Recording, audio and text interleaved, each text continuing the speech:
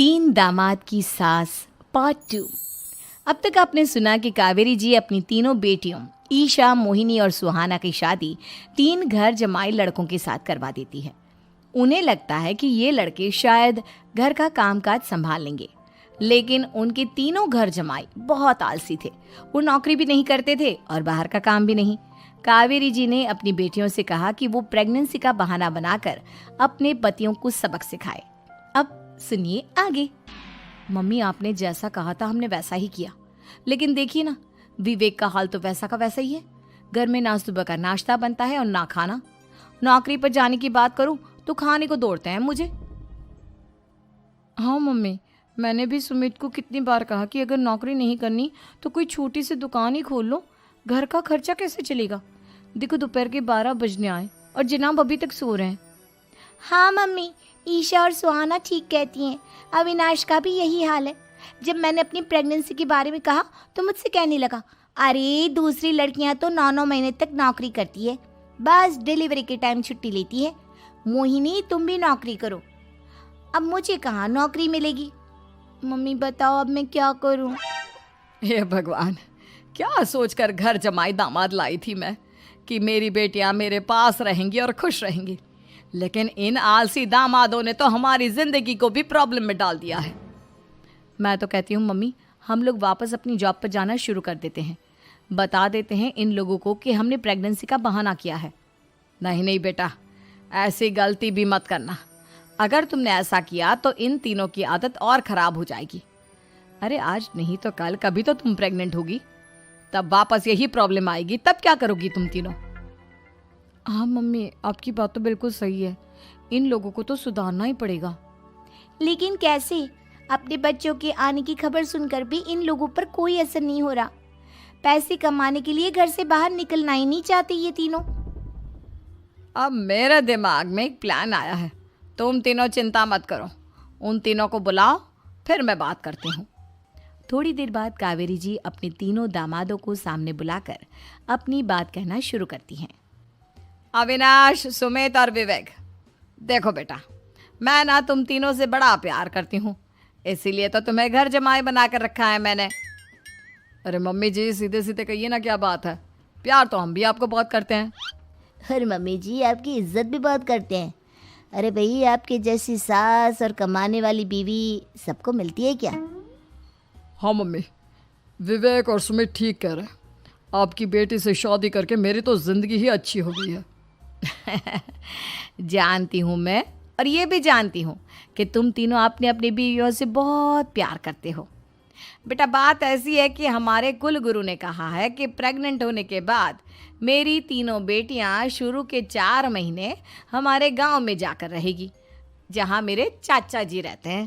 अरे लेकिन क्यों मम्मी, गांव में जाकर रहने की क्या ज़रूरत है इन तीनों को? वो क्या है ना बेटा, हमारे परिवार को एक श्राप है। अगर मेरी बेटियों ने यहाँ पर बच्चा पैदा करने की कोशिश की तो उनके बच्चों को कुछ भी हो सकता है। इसलिए अब से लेकर 4 महीने पूरे होने तक इन्हें गांव वाले घर में रहना पड़ेगा। हाँ तो इसमें प्रॉब्लम क्या है मम्मी जी? हम भी वहाँ जाकर रहेंगे, पिकनिक मनाएंगे। अरे भाई, बीवी जहाँ हम भी वहाँ। हाँ यार, आइडिया तो बहुत अच्छा है। शहर की ज़िंदगी में रह रहकर परेशान हो चुके हैं, अब कुछ दिन गांव में बिताएंगे। तुम लोग समझने की कोशिश क्यों नहीं करते? तुम में से कोई भी वहाँ नहीं जा सकता, और मैं यहाँ रहूँगी ना तुम तीनों के साथ। 4 महीने की तो बात है, उसके बाद ये तीनों ही लौट कर आ जाएंगी। ठीक है मम्मी जी, अब हमारे बच्चों का सवाल है तो ये तो करना ही पड़ेगा। कावेरी अपनी तीनों बेटियों को कुछ दिन के लिए घर से बाहर कहीं दूसरे शहर में रहने के लिए भेज देती है। कुछ दिनों के बाद, अरे मम्मी जी, बहुत दिन से पिज्ज़ा नहीं खाया, मंगवाइए ना। क्या बताऊं बेटा, पहले तो बेटियां खर्चा दे देती थी क्योंकि उनकी नौकरी थी, लेकिन अब तो मेरे पास पैसे ही नहीं बचे।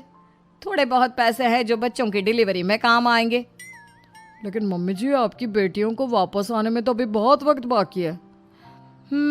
वही सोच सोच कर परेशान हो रही हूँ। सोच रही हूँ कल से दूध भी बंद करवा देती हूँ। अब दूध वाले को देने के लिए पैसे भी तो नहीं है ना। अरे नहीं नहीं मम्मी जी, अगर दूध भी बंद करवा दोगी तो मुझे चाय कहाँ से मिलेगी? और चाय के बिना मैं तो मर ही जाऊंगा। क्या करूं बेटा, इसके अलावा हमारे पास कोई ऑप्शन नहीं है, मेरे पास पैसे ही नहीं बचे। इस तरह कावेरी जी धीरे धीरे अपने तीनों दामादों को पैसे देना बंद कर देती हैं और घर में खाने पीने की चीजें लाना भी बंद कर देती है। अब वो तीनों बुरी तरह से परेशान होने लगे थे और इसलिए एक दिन तीनों प्लान करके घर से बाहर निकलते हैं और बाजार में जाने के बाद, यार अच्छा खाना खाए हुए कितने दिन हो गए, पता नहीं कब अच्छा खाना मिलेगा। हमारी बीवियों के जाने के बाद तो हमारी हालत भिखारियों जैसी हो गई है यार। कुछ भी हो, मुझे तो आज पिज्जा खाना ही खाना है। जेब में 1 रुपया नहीं है और पिज्जा खाएगा, कहाँ से आएंगे पैसे? अरे देख वहाँ सामने बोर्ड पर क्या लिखा हुआ है, कंप्यूटर पर काम करने के लिए एक आदमी की आवश्यकता है।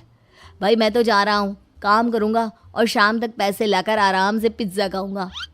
जा जा, तुझे कोई काम नहीं देने वाला, हम तो घर जा रहे हैं। चल भाई सुमित।